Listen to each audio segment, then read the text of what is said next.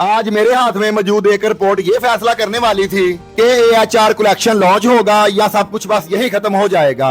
क्यों ना कि लेबोरेटरी का फाइनल टेस्ट अब मेरे हाथ में आ चुका था और कल हम 6 से 7 घंटे की सख्त गर्मी और मुसलसल जद्दोजहद के बाद हम उस जगह पर पहुंचे थे जहां असल प्रीमियम फैब्रिक तैयार होता है। वहां पर 8 जर्स मशीन पर माल तैयार हो रहा था। ये ऐसी जदीद टेक्नोलॉजी वाली मशीन थी जिनमें धागा हवा की मदद से सुपर फास्ट चलता है और ये आम फाइबर बनाने के लिए इस्तेमाल नहीं होती।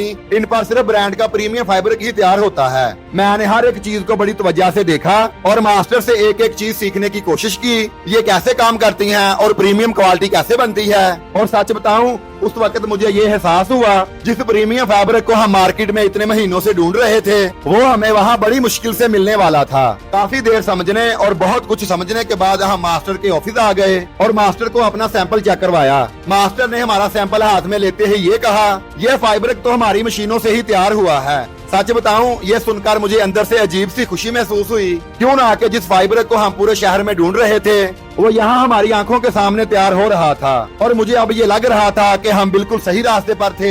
हमने मास्टर से मजीद इन्फॉर्मेशन ली, रेट्स वगैरह पूछे और प्रीमियम फाइबर के बारे में काफी कुछ मजीद सीखा। मास्टर का इस फील्ड में 50 साल से भी ज्यादा का तजर्बा था। इसके बाद हम वापस फिर मार्केट की तरफ निकल पड़े।